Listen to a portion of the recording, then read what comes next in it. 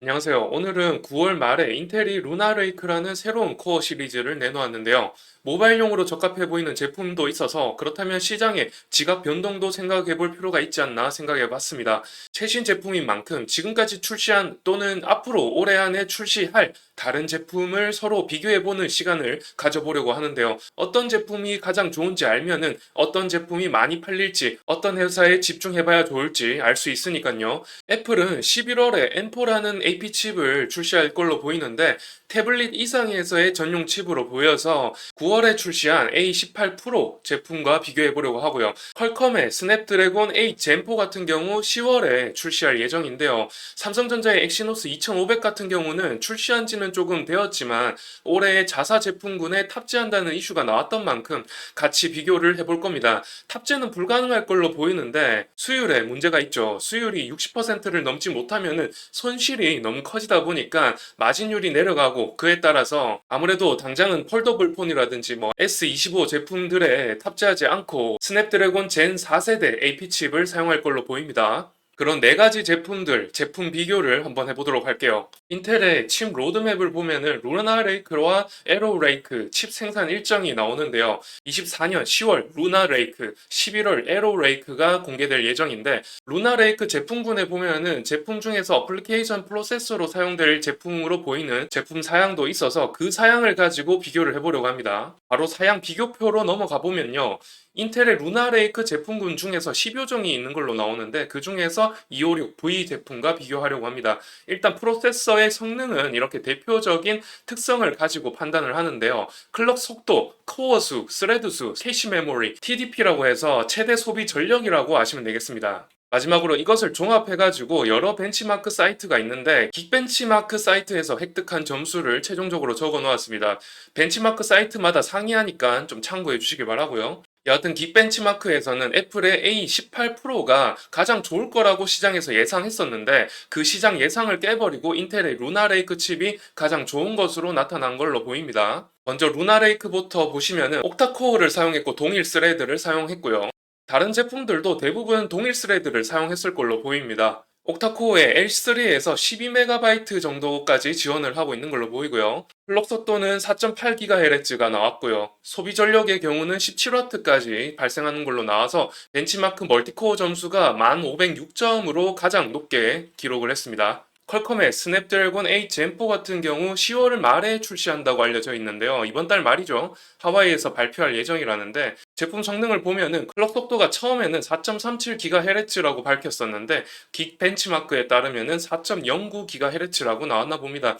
코어 수는 옥타코어로 보이고요. 슬레드 수는 정보를 찾을 수가 없었는데 아까 말씀드렸다시피 동일 스레드를 사용할 걸로 보이고요. 캐시 메모리 같은 경우 L2에서 8MB를 보여주고 있습니다. 소비 전력에서 8W 정도로 매우 낮은 걸 알 수가 있죠. 이러면은 전성비가 굉장히 좋아지죠. 전성비 면에서 인텔의 것보다 이점이 있다고 볼 수가 있겠고 클럭 속도에서 아무래도 이제 점수가 큰 차이를 보이다 보니까 긱벤치마크 점수가 다소 낮게 나온 걸로 보입니다. 1118점을 받았죠. 그런데 AP칩은 모바일에 사용이 되는 만큼 이 전성비가 좋으면은 선택될 가능성이 높죠. 그런 점에서 이 인텔의 TDP가 2배 이상 차지하고 있기 때문에 전성비를 계산할 때 이 전력 소모량을 나누게 되기 때문에 분모가 2배잖아요. 그러면은 이 전성비가 2배 줄어든다고 아시면 되겠습니다. 그런 점에서 성능이 2배 이상 차이 나지 않는다면 전성비가 2배 더 좋은 퀄컴의 제품이 많이 사용될 가능성이 높습니다. 물론 소비 전력이 높아질수록 성능도 비례해서 증가하기는 합니다만은 보시다시피 코어 수는 그대로인데 클럭 속도가 그렇게 차이 나지가 않죠.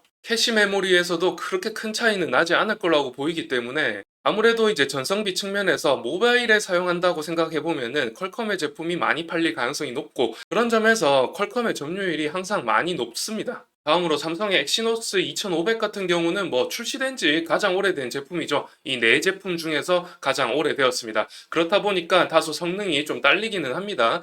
이렇게 코어 수만 데카 코어일 뿐이고 클럭 속도라든지 뭐 스레드, 캐시 메모리 면에서 스냅드래곤에 비해 딸리는 성능을 보여주고 있고요. 소비 전력 면에서 지난 엑시노스 2400 같은 경우 소비 전력이 9.4W 정도 나왔는데요. 40% 절감시킨 5.5W라고 기업에서 말하고 있는데요. 글쎄입니다. 확실하게 나온 정보가 없다 보니까 정확하지는 않습니다. 그렇게 좀 감안해 주시고요. 그런데 캐시 메모리 같은 경우 2400대에도 거의 있으나 마나한 수준이었고 2500이 되어서 L2에서 2배 이상의 용량을 키웠다고 하는데 모르겠습니다. 공개된 정확한 자료가 없어서 일단 X라고 쳐놓았는데 여튼 그렇다 보니까 벤치마크 점수도 8839로 다소 낮게 나왔죠. 근데 특이한 거는 애플의 A18 프로보다 점수가 높게 나왔다는 건데 여튼 다음으로 애플 한번 보시면요. 이 A 시리즈가 A18 프로가 이제 최신 제품이기는 합니다. 그런데 최근에 애플이 M 시리즈에 다소 좀 초점을 맞추고 있는 게 아닌가 느껴지는데요. 최근에 M4 같은 경우는 긱벤치마크 멀티코어 점수가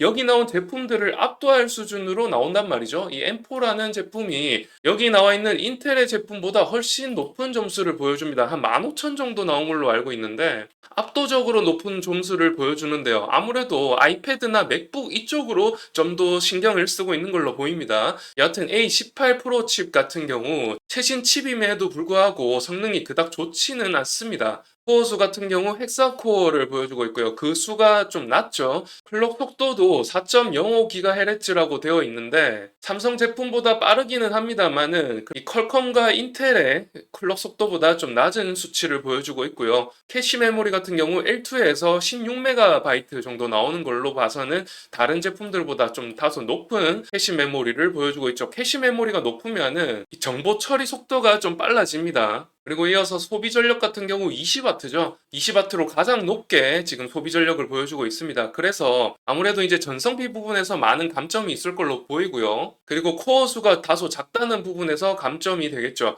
이런 부분 때문에 종합 스코어가 8571점으로 가장 낮은 순위를 기록했습니다.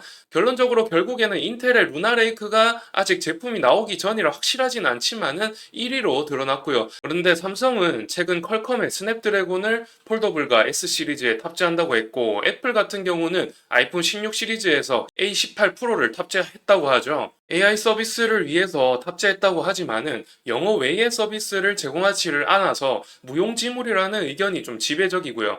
이러면은 큰 시장인 중국 시장에 적은 매출을 낼 거라는 얘기가 많았는데 역시나 판매량이 저조하다고 소식을 알려주고 있습니다. 내년에는 중국어도 지원한다고 하는데 이미 중국 시장에는 중국폰에 대한 점유율이 높아지고 있는 상황에서 반전이 있을지 잘 모르겠네요. 제가 계속 그 추이를 지켜보면서 말씀드리도록 할게요. 자, 이렇게 지금까지 모바일 어플리케이션 프로세서 성능에 대해서 알아봤는데요. 결과적으로 글로벌 3대 폰 기업인 하웨이와 삼성전자, 애플폰과 관련이 있을 것인데 그 매출의 변화에 따라서 해당 AP칩의 매출액 증대로 바로 이어지겠죠. 성능만 보면은 인텔의 루나레이크 칩과 스냅드래곤 8 젠4와의 싸움이 될 걸로 보이는데 그런데 인텔 제품은 사실 별로 글로벌적으로 사용하지 않고 있는 상황입니다. 이렇게 글로벌 점유율을 보게 되면 미디어텍이 1위죠. 미디어텍의 제품 같은 경우 성능적인 면에서는 그닥이라고 좀 할 수가 있겠습니다. 그래서 표에 넣지 않았던 거고요. 단지 중국 인구빨로 먹고 사는 기업이라고 아시면 되겠는데 또 모르죠. 인텔과 어떤 합작이 있을 거라는 뉴스도 나오고 있고 그 부분이 어떻게 흘러갈지 현재 알 수 없는 상황이기 때문에 여러 가지 가능성을 염두에 두고 앞으로 어떤 영향을 끼칠지 밸류체인에는 또 어떤 변화의 바람이 불지 이런 정보들을 계속 제가 지켜보면서 정보를 업데이트 시켜 드릴 테니까 그럼 구독하셔가지고 계속 지켜봐 주시길 바라고요. 그럼 오늘 영상은 여기서 마치도록 하겠습니다. 시청해 주셔서 감사드리고 다음 영상에서 뵙겠습니다. 감사합니다.